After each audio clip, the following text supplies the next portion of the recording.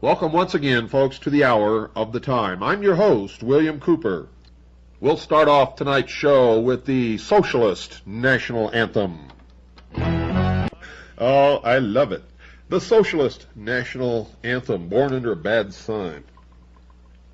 Folks, tonight's episode of Mystery Babylon, the 18th hour, I'm going to take directly, verbatim, from Chapter 9 of A. Ralph Epperson's book called The New World Order. He's going to be a guest on this show soon, and you'll know why once you hear what we've got to say tonight. So pay attention.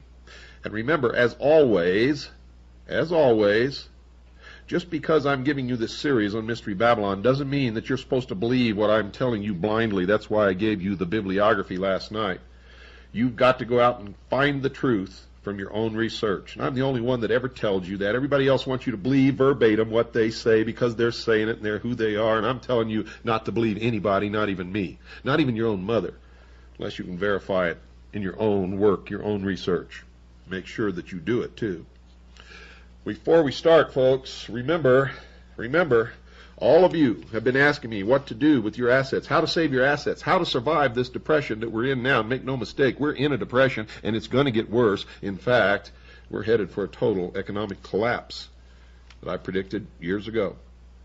And I called the shots on this recession that went into a depression to the exact month when it would begin, and it began right on schedule exactly when I said it would. And I was the only one that told you the banks would not fail on December the 19th.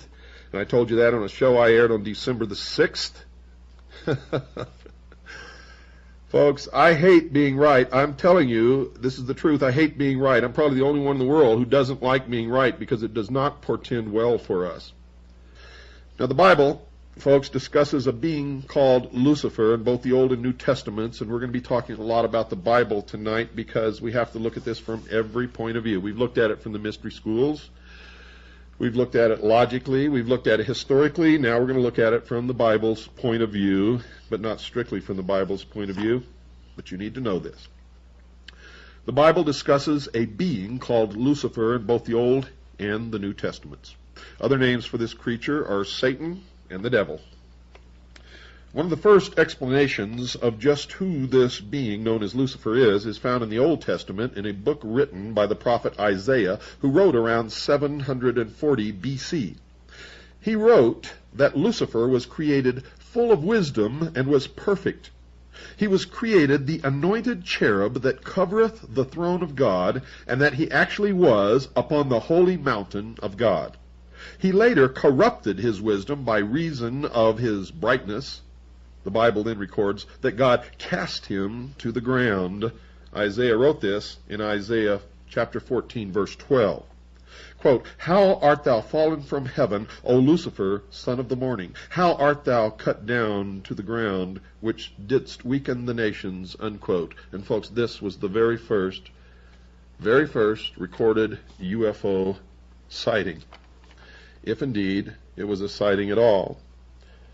Notice that the fall of Lucifer weakened the nations of the world, and this will be examined in other chapters of this study. Quote, "For thou hast said in thine heart, I will ascend into heaven. I will exalt my throne above the stars of God. I will sit also upon the mound of the congregation in the sides of the north. I will ascend above the heights of the clouds. I will be like the Most High." Unquote. Luke A writer in the New Testament records in Luke chapter 10, verse 18, that Jesus said that he beheld, quote, Satan as lightning fall from heaven, unquote. Peter records in 2 Peter chapter 2, verse 4, that God has, quote, spared not the angels that sinned, but cast them down, unquote, as well. Paul, another New Testament writer, wrote this about Lucifer in 2 Corinthians chapter 11, verse 14, in about 57 A.D. Quote, and no marvel, for Satan is transformed into an angel of light, unquote. And in 2 Thessalonians chapter 2, verse 9, Paul wrote that Satan was capable of working, quote, lying wonders, unquote. In around 90 A.D., John, the author of the book known as Revelation, wrote in Revelation chapter 12, verse 9, that Satan was a, quote, dragon, unquote. Lucifer shows up in the original site of human habitation on earth called the Garden of Eden. The Creator, God, placed Adam, the first man, and later Eve, the first woman, in this garden, but told them that there were certain rules that they had to abide by. And these are spelled out in Genesis chapter 2, verses 16 and 17. Quote, and the Lord God commanded the man, saying, of every tree of the garden thou mayest freely eat, but of the tree of the knowledge of good and evil thou shalt not eat of it, for in the day that thou eatest thereof thou shalt surely die, unquote. Later, Lucifer spoke through a serpent to Eve, but in reality to both men and women. Quote, yea, hath God said, ye shall not eat of every tree of the garden? And the woman said unto the serpent, we may eat of the fruit of the trees of the garden, but of the fruit of the tree which is in the midst of the garden, the tree of the knowledge of good and evil, God hath said, ye shall not eat of it, lest ye die. And the serpent said unto the woman, ye shall not surely die, for God doth know that in the day ye eat thereof, then your eyes shall be opened, and ye shall be as gods, knowing good and evil, unquote. So from the above information, it is possible to glean a little knowledge about the nature of Lucifer. 1, he was cast down from heaven because he desired to ascend directly into the seat of heavenly power, the throne of God. 2, he is referred to as the son of the morning. This appears to be a reference to Lucifer being similar to the sun, which also rises every morning. His desire, number 3, his desire is to sit on the north side of the mountain of God. Lucifer can deceive the world. This is number 4. Lucifer can deceive the world because he has been transformed into an angel of light. And 5, Lucifer can work lying wonders. Now, with those basic understandings, folks, of Lucifer in place, it will be possible to examine the views of others about this fallen entity. However, not all agree with the picture of Lucifer being evil. For Albert Pike wrote this, quote, there is no rebellious demon of evil, our principle of darkness, and in eternal controversy with God, unquote. In fact, Mr. Pike believes that Lucifer was not a force of evil, but could be a force for good, and he wrote this in Morals and Dogma, which I forgot to give you yesterday in the bibliography. That's another one, write it down, folks. Morals and Dogma by Albert Pike. Morals and Dogma by Albert Pike. He wrote this in Morals and Dogma, quote, for the initiates, those initiated into the true secrets of Masonry, this is not a person but a force, created for good, but which may serve for evil, unquote. To further amplify that belief of Mr. Pike's, it becomes important to quote a letter that he wrote on July the 14th, 1889, to the 23 Supreme Councils of the world. Judging from the contents of this letter, it appears that Mr. Pike was attempting to tell the leaders of the various Supreme Councils all over the world that they were to know that Lucifer was the secret god of the Masons. This letter clearly indicates that he believed the position that Lucifer was a god who had come to earth for the good of mankind, and he wrote this, quote, that which we must say to the crowd is, presumably Mr. Pike meant that the crowd was all of the non-Masons and the public at large, that which we must say to the crowd is, we worship a God, but it is the God that one adores without superstition, unquote. So it appears that one of the purposes of this letter was to advise all of the top-ranking Masons that they were to concoct a story that the Masons worshipped the traditional God, so that none could ever accuse them of worshiping a cherub, a nun god, by the name of Lucifer. In other words, they were to deny that Lucifer was their God whenever an outsider was smart enough to break through all of the secrets and figure it out. Well, of course, folks, they're sworn to secrecy. They have to deny anything about the true secrets of their order. I mean, what kind of logic is this? That's plain as the nose on your face. You must understand that when you ask a Mason a question about Freemasonry, he's going to tell you a lie because he is sworn to secrecy, and he is sworn by blood oaths. And I know that by the time they've reached the 32nd degree, they've taken at least 32 different oaths swearing them to secrecy. Minimum. So, you should know this already. Now, let's continue, but I'm going to go back and read that part over. It appears that one of the purposes of this letter was to advise all of the top-ranking Masons that they were to concoct a story that the Masons worshipped the traditional God so that none could ever accuse them of worshiping a cherub, a nun god by the name of Lucifer. It's very important. In other words, they were to deny that Lucifer was their God whenever an outsider was smart enough to break through all of the secrets and figure it out, as I and many others have done, as a Ralph Epperson has done. So the secret inside the Masonic order is that Lucifer is their secret God.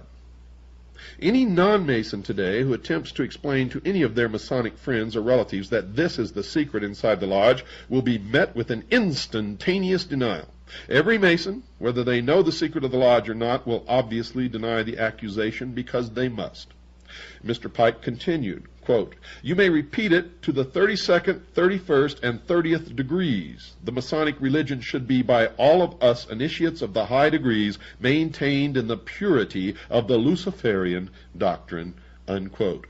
You see, Albert Pike at that time was at the head of all the lodges of Freemasonry of the world, and at the head of the Scottish Rite of Freemasonry in the United States of America. Here Mr. Pike seems to indicate that it is the 30th, 31st, and 32nd degrees that are to be taught the Luciferian doctrine. The direct evidence that the honorary 33rd degree is formally taught that Lucifer is the great architect of the universe will be presented later. But here Pike seems to say that that lesson is to be taught at an earlier degree. Quote, "If Lucifer were not God, would Adonai, the God of the Christians and the Jews, and his priest calumniate," which is defined as spreading false and harmful statements about or to slander, would they calumniate him? Pike makes two incredible statements about Lucifer. One, he is considered to be a god, and two, the priests and the rabbis have it all backwards and are all slandering his name. As has been illustrated, the Bible states that Lucifer is nothing more than a fallen cherub. He's not a god. Yet Mr. Pike clearly states that Lucifer is a god. Now, how can that be? And secondly, those who claim that he is the wicked one are slandering him. Those individuals have it all wrong. And Mr. Pike continued, quote, "The true and pure philosophic religion is the belief in Lucifer, the equal of Adonai," unquote. Adonai also spelled, well, in the first place here it's spelled A-D-O-N-A-Y, and he says Adonai, also spelled A-D-O-N-A-I, is the Hebrew word for God. To show that Pike was referring to the God of the Bible, he wrote this in his book entitled Morals and Dogma, quote, "Adonai, the rival of Baal and Osiris," unquote. In other words, Adonai is Typhon. That's an aside from me, folks. That's not written in this book. But as you've been listening to this series that I've given you, you know that Adonai, if this is true, if he is the rival of Baal and Osiris, then he is Typhon. As has been illustrated, Osiris is the sun god, and the sun has been shown to be a symbol of Lucifer. Adonai is the rival of Lucifer, both in the Bible and in the writings of Albert Pike. Quote, "But Lucifer, God of light and God of good, is struggling for humanity against Adonai, the God of darkness and evil," unquote. And here once again Mr. Pike writes that Lucifer and Adonai are rivals, and that the religious world has it all backwards. Lucifer is the good God, and Adonai is the God of evil and darkness. The author would like to interrupt the narrative to make an observation. And this observation is being made by a Ralph Epperson, not me. He wrote this book. That authenticity of that letter by Albert Pike that was just quoted has been questioned by a variety of writers. It has been reported that Mr. Pike made these comments in an encyclical hand-carried to the meeting of 23 Supreme Councils of the World on July 14, 1889 in Paris, France. This author, meaning A. Ralph Epperson, is willing to concede that the only evidence for the contents of this encyclical consists of it being quoted in a book written by a Frenchman named A.C. de la Rive, entitled La Femme et l'Enfant dans la ranque Mécannerie Universelle. I'm not a French speaker, folks, so that's the best I can do. My tongue doesn't do those things. Or at least I haven't practiced to make my tongue do those things. That title translated from French to English means The Woman and Child in Universal French Masonry. A copy of that page that contains that quote and the cover of the book has been supplied to this author, meaning A. Ralph Epperson, by a concerned researcher who had someone locate the book in France for him and make copies of the pertinent pages. The author has read another book that contains the English translation of that encyclical. That book is entitled Occult Theocracy and was written in 1933 by Edith Starr Miller. She cites the book by Mr. de la Rive as her source. She obviously believed that the letter was true and contained the actual thoughts of Mr. Albert Pike.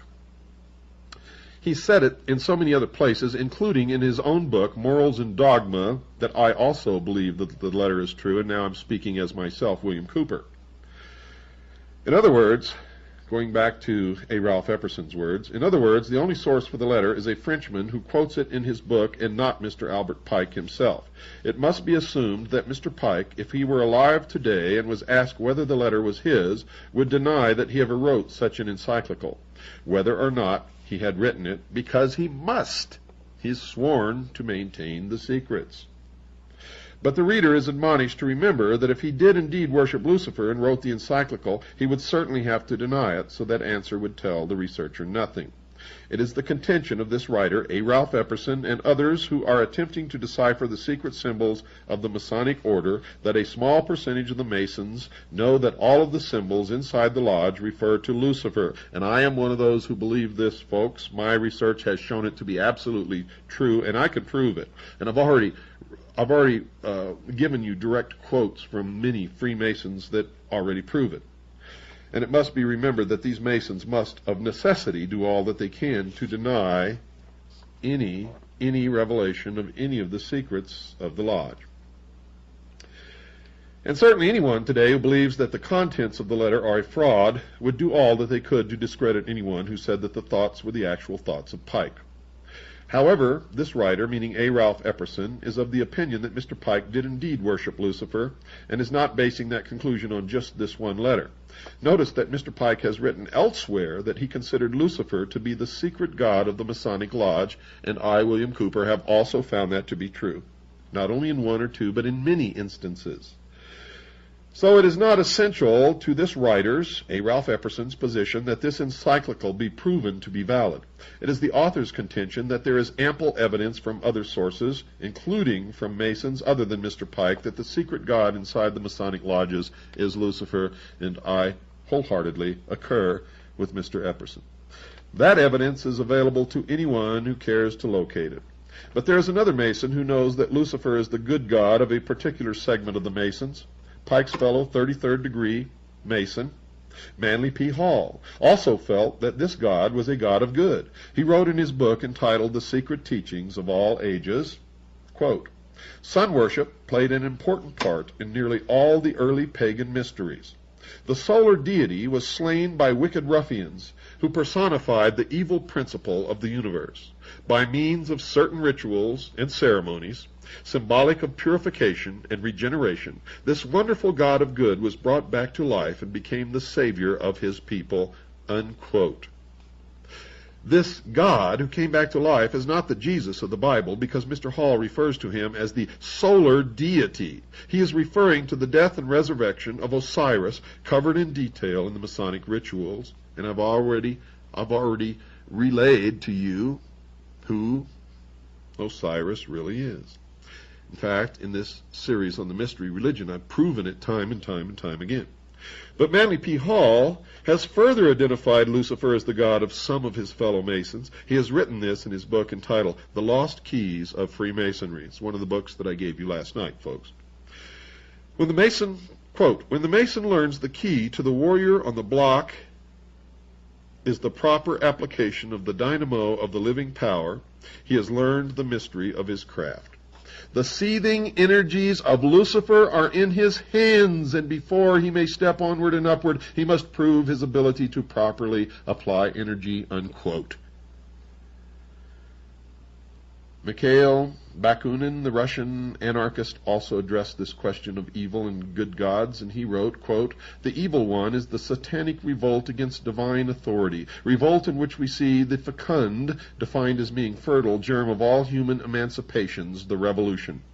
Socialists recognize each other by the words, in the name of the one to whom the great wrong has been done. Satan, folks, is the eternal rebel, the first freethinker, and the emancipator of worlds. He makes men ashamed of his bestial ignorance and obedience. He emancipates him, stamps upon his brow the seal of liberty and humanity, in urging him to disobey and eat of the fruit of knowledge, unquote. You see, I've been telling you all along that socialists and the mystery religion of Babylon are the same, and now, in his book, A. Ralph Epperson has proven it. That thought, that Lucifer was a good spirit to whom a great wrong was done, is the basic thought that holds the New Age together, according to Tex Mars, the author of 2 major books on the subject. And he has written, quote, many New Agers commend Lucifer because by tempting Eve he enabled man to evolve toward enlightened knowledge and godhood, unquote. Remember I told you that with the gift of intellect, man will develop technology that will make him God? They are working feverishly in laboratories now to uncover the secret of immortal life. Mr. Mars discusses the thoughts of a leader in a mystical organization called the Stell Group. How many times have I mentioned that? The Stell Group.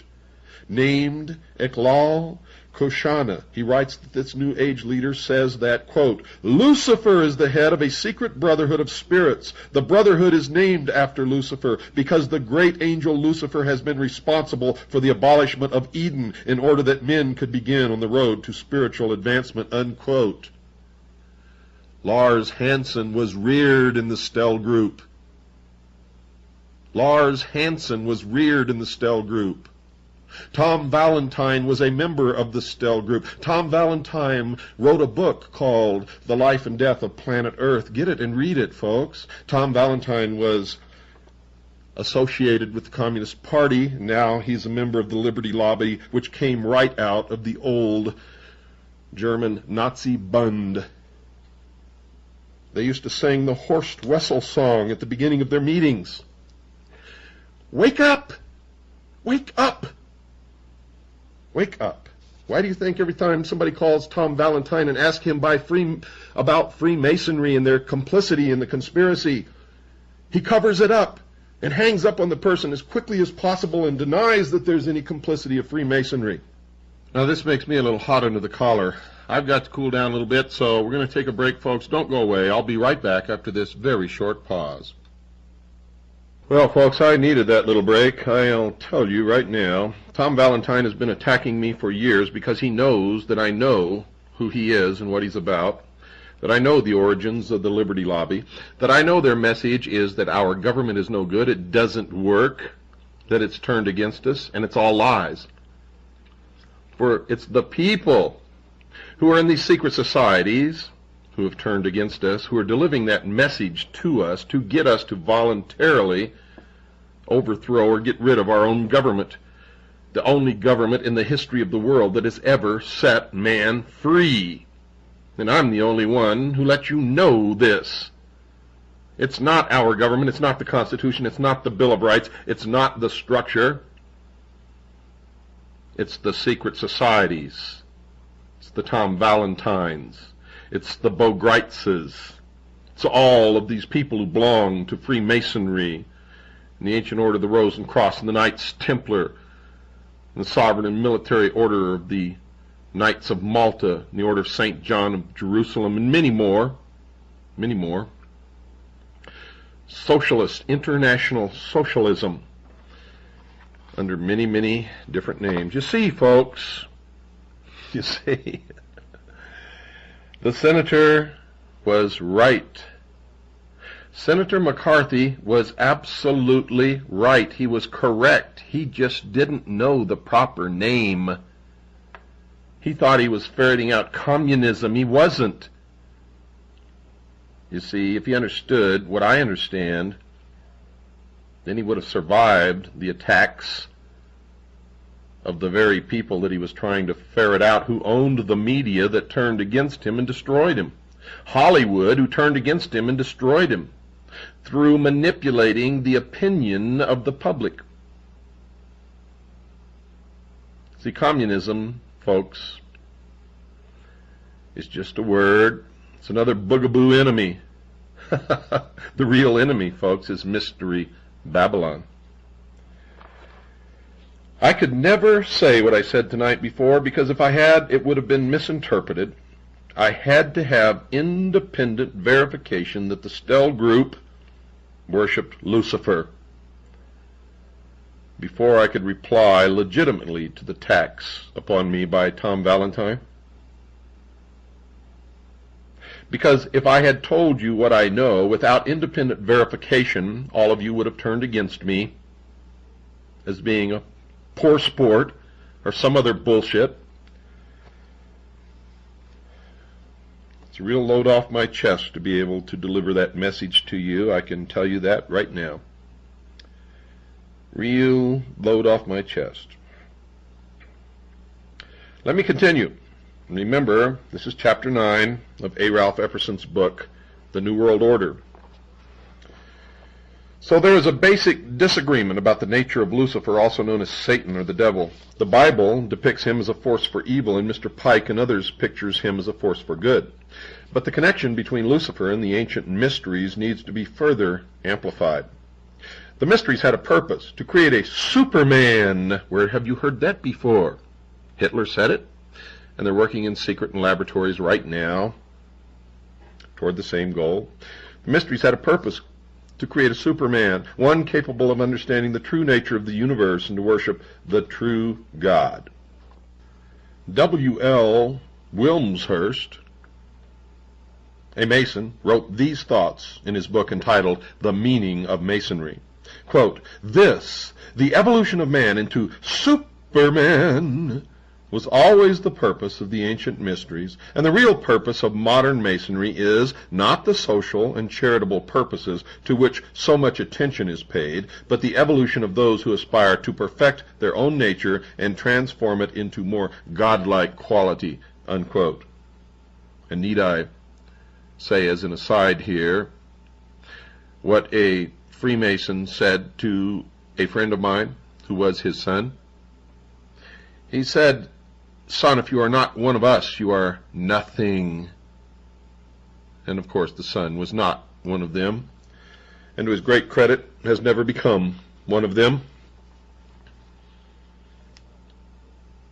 W.L. Wilmshurst amplified this thought a little later in his book. Quote, "Man who has sprung from the earth, meaning that he was not created by a creator, God, and developed through the lower kingdoms of nature to his present rational state, has yet to complete his evolution by becoming a God-like being and unifying his consciousness with the omniscient, to promote which is and always has been the sole aim and purpose of initiation," unquote. And he goes on, quote, "No higher level of attainment is possible than that in which the human merges in the divine consciousness and knows as God knows," unquote. What have I been telling you all this time, folks? So just as Satan tempted mankind with the ability to know good and evil themselves, just like God, without his assistance, now the Masons are teaching that they too could become a God through an initiation into the ancient mysteries. John Anthony West, in his book Serpent in the Sky, wrote this in support of Mr. Wilmshurst's statement, quote, "Egypt started with the concept of divine attributes within man. The gods are not brought down to earth, rather man is raised to the gods," unquote. Others, besides the above-mentioned Masons like Louis Feuerbach, have joined the discussion with similar thoughts. He was a 19th century philosopher and a hero of the communists like Karl Marx. In fact, Friedrich Engels, the co-worker with Karl Marx during the time Marx wrote the Communist Manifesto as a hired writer hack, wrote this about his friend. Quote, all the communists of 1845 were followers of Feuerbach.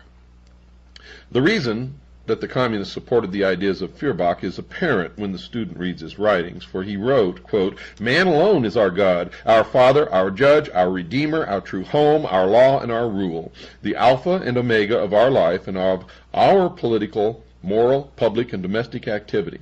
There is no salvation save through the medium of man, unquote. John Denver, the well-known popular singer, has adopted this same philosophy about his divinity. He has been quoted as saying this after his new conversion. Quote, it's the single most important experience of my life. I can do anything. One of these days I'll be so complete I won't be human, I'll be a god, unquote. It's the same thing that's taught in the Mormon Church. If a married couple produce many children and conform to the teachings of the church, then when they die, they will be gods, and they will be given a planet of their own, and they will continue their reproduction, only they will be souls, and they will populate the planet and will be the gods of the planet. What crap! What absolute crap! Where do these people get their egos? I'll be a god. Yeah, sure you will. If you guys are all gods, then how come you still got to pay your bills? How come you get sick? And how come you got to go to the doctor? And if you go to the doctor, what's that make the doctor if you're God? Huh? You're all a bunch of fools. You're blithering idiots. You've lost your mind. Your egos have run away with the rest of you. And you're going to die like everyone else. And you're going to find out, like everyone else, what really happens when people die. And as far as I know, no one on this earth really knows or is likely to know until it happens to them.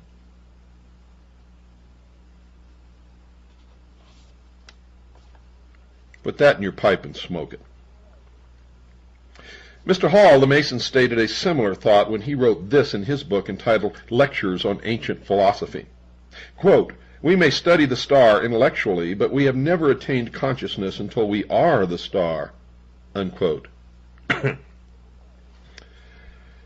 this idea that man could become a god is not new. The Bible anticipated it, and Isaiah wrote about it back in 741 BC. This is what he wrote in Isaiah chapter 43, verse 10, quote, thus saith the Lord, understand that I am he. Before me there was no God formed, neither shall there be after me, unquote. And once again in Isaiah chapter 45, verse 5, quote, I am the Lord, and there is none else, there is no God beside me, unquote. And remember, all the Roman emperors declared themselves God, and they all died like every other man died, some of them by the assassin's sword or knife. God, yeah, boy, you guys just take the cake, I'll tell you. How you can meet and throw that baloney around to each other and swallow it and pump each other up to believe that you're gods or you're going to be gods is beyond my understanding. The Bible teaches that there is but one God and that mankind has no possibility of sharing his Godhead. One who apparently has not believed those statements in the Bible is Shirley MacLaine, who has become a spokesman for the position that man can become a god. She has written several books on the subject of her support of the New Age. Newsweek magazine described her as the New Age evangelist, and she wrote the following statement in her book entitled Dancing in the Light, quote, we are part of God, unquote, and this elsewhere in the same book, quote, if one says audibly, I am God, the sound vibrations literally align the energies of the body to a higher attunement, unquote. Yeah, I bet it does. Yep.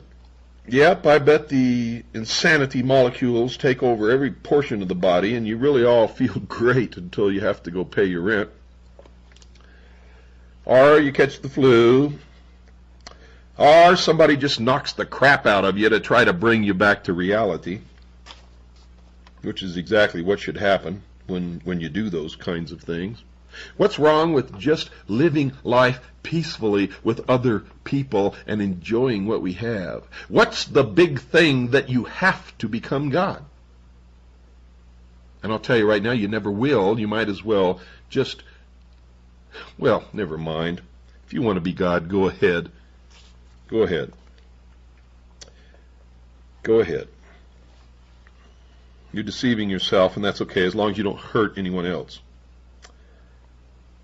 If each man is a god, mankind is capable of making decisions for their own welfare. Each man has complete control of his decision-making. According to Miss McLean, in fact, man's control is extended into areas few have ever claimed for mankind, and these are the thoughts of Miss McLean. Quote, I think we choose to be together. We choose our parents, and I think the parents choose the children they want to have before they ever come into an incarnation, unquote. Tell that to an abused child. Tell that to a child who's raised by drunken, miserable, stinking parents who don't give a damn about the child. Tell that to all those people who know that that's total, false, irresponsible ramblings of an insane maniac. And you know what they say when they're confronted with this?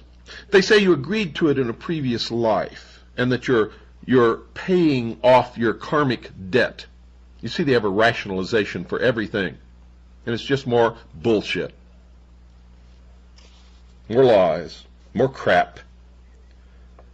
She went on further to record another strange thought when she wrote this, quote, there was no such thing as reality, only perception, unquote. Well, surely let me tap you on the jaw with my fist, and then you tell me that there's no reality. Of course, I don't really want to do that, folks, but that's just a way to bring her to her senses. If it were legal, I might try it. Might try it. Might wake her up. Might show her that her perception is only reality. One can only wonder where Miss McLean got these bizarre thoughts from. Several clues that can assist the student in understanding her have been given by either her own revelations or from some articles that have appeared about her in the media.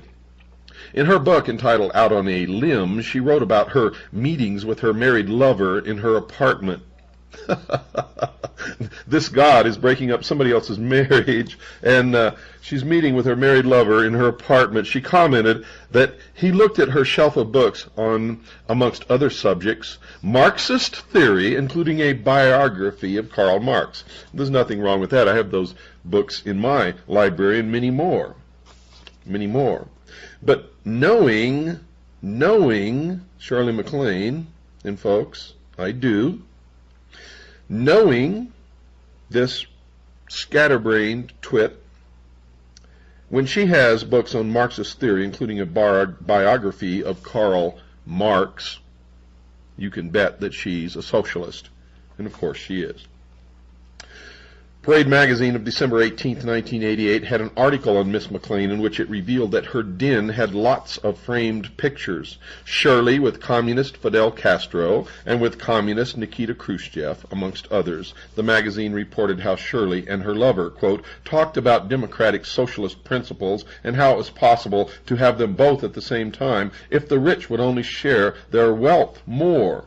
Elsewhere in her book, she wrote about how much of a hypocrite she was when she added this contradictory statement, and they all do, quote, wanted to talk to him about how I had made a lot of money and that it made me feel elite in a world that was broke to know I could buy just about anything I wished for, unquote. Just like Jane Fonda, who's been pushing for gun control for years, who was stopped by law enforcement officers on the freeway, and her car was found to contain many pistols and weapons, firearms. hypocrites and liars. However, nowhere in her book did she say that she had freely donated any of her own wealth to the relief of the poor. Apparently, she believes that the communist ideas about wealth sharing are acceptable only as long as she does not have to share her wealth like she wants the other rich to do. You see, most rich purport to be socialist, but in actual practice, none of them really are. None of them would give away their wealth to the poor, ever. Yet they pretend to be liberal, socialist, Marxists. In reality, they demonstrate that they are exactly the opposite. They are liars and hypocrites. For the whole communist socialist idea is for the little people, you and I, who are to be their slaves in the New World Order. Miss McLean has since gone on a nationwide tour promoting her newfound religious views to the public. Newsweek magazine reported in 1987 that she had made a great deal of money explaining her new thoughts to others. Quote, since McLean began her tour in January 1987, more than 10,000 people in 15 cities have paid $300 admission fee, unquote. Well, you know me, folks. I have absolutely nothing against that. If she could have got $1,000 a head admission free, it would be okay with me. Now, 10,000 times 300 equals $3 million. I still have no complaint with that. This is the United States of America. If somebody wants it, give it to them. If they want to pay it, if they're that stupid, that's fine with me. I believe that people should be giving somebody something, though. But I also believe that if they're stupid enough to pay it, then they should be taken. That's how you learn. And a lot of people would disagree with me, but I'm sorry, folks. I'm sorry. That's what I believe. Obviously, Shirley's tours have proven to be both popular and lucrative. The Newsweek article on her seminar mentioned a little of what she teaches in them. The following are a few of her comments. Quote, the earth is moving off its axis, she says, and only the collective consciousness of mankind can right it. For the spiritually inclined, a window of light will appear on those days, August 16th and 17th, 1987, that McLean says will allow us to rise to a higher plane of cosmic understanding, unquote, pure bullshit, pure crap, pure New Age mesmerism, if you will, for nothing happened on those dates.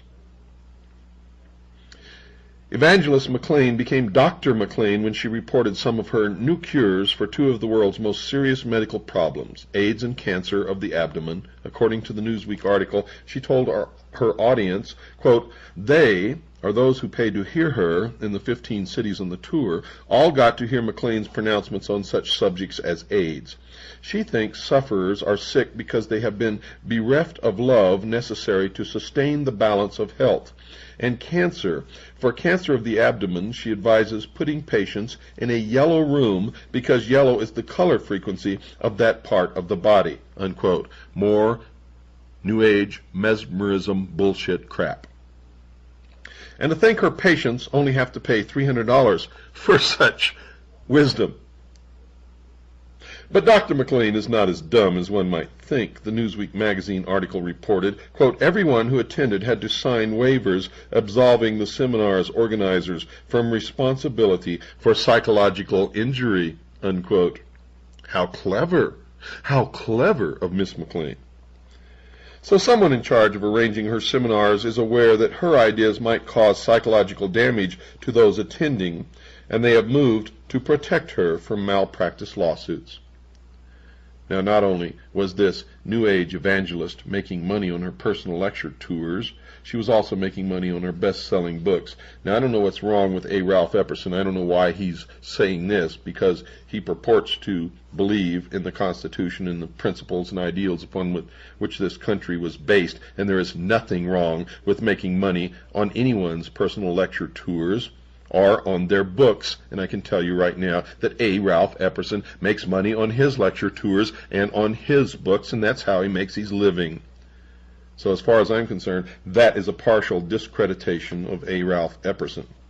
As of July 1987, her book entitled Out on a Limb had sold 3 million copies, and her other major seller, Dancing in the Light, had sold 2.2 million. Could he be jealous? Is it possible that A. Ralph Epperson is jealous of Shirley MacLaine's ability to sell books? Time magazine reported that her 5 books on self-exploration and self-promotion have run to more than 8 million copies. Now, to me, that's admirable. If someone can write something that is so desirable by 8 million people that it sells 8 million copies, I don't care what they're writing about. That's admirable. She's providing an income for herself, her family, and people are obviously buying her books because they want them. Therefore, she's supplying them with a service. Whether it's bullshit or not, it doesn't matter. That's the American way, folks. That's what it's all about. There was a lot of people back in the early part of this century who hated automobiles, and therefore Henry Ford was the devil. But he sold an awful lot of them, and he came under the criticism of a lot of people for doing it. Sorry, folks, that's the American way. As far as I'm concerned, what A. Ralph Epperson is spouting in these few sentences here is socialism. And I admire him for his research and what he's done, and I know that he makes his living selling books and lecturing. And for him to spout this socialist attitude when he is doing the same thing is not acceptable. And he is a friend of mine, and I will certainly bring this to his attention. You know, I read this book a long time ago, and I'd forgotten that he had said these things. But I certainly will bring it to his attention. In fact, we may talk about it on the air when he's a guest of this show, and he will be a guest of this show very shortly. So you can look forward to some kind of an explanation of this. He says it appears as if selling the New Age religion can be very profitable. Well, Barnum and Bailey was very profitable, and it was all an illusion, just like the New Age religion. But in summary, perhaps the most cogent comment about the battle between the New Age and the Christians was made by Nesta Webster in her book entitled Secret Societies. Quote, "The war now begins between the two contending principles, the Christian conception of man reaching up to God, and the secret society conception of man as God, needing no revelation from on high, and no guidance but the law of his own nature. And since that nature is in itself divine, all that springs from it is praiseworthy, and those acts, usually regarded as sins, are not to be condemned." Unquote. You've heard me say before that in the New World Order, the law will be, "Do as thou wilt" shall be the whole of the law. And it will. The battle lines are drawn between those who believe in a creator God and those who believe that man can become God. These are the two opposing positions, and the battle between them, dear listeners, has most certainly begun. Now, don't get too upset over my criticism of the few paragraphs that A. Ralph Epperson wrote condemning Shirley MacLaine's ability to write books and lecture and bring in a lot of money. For I'm sure that in his zeal, which many of us get carried away with, in his zeal to condemn the worship of Lucifer and the secret societies, he carried it a little bit too far, but we'll bring it up when he's a guest on the show. For I'm a little bit curious about it myself, but I haven't jumped off the edge. Let's put it that way. Good night, and God bless you all.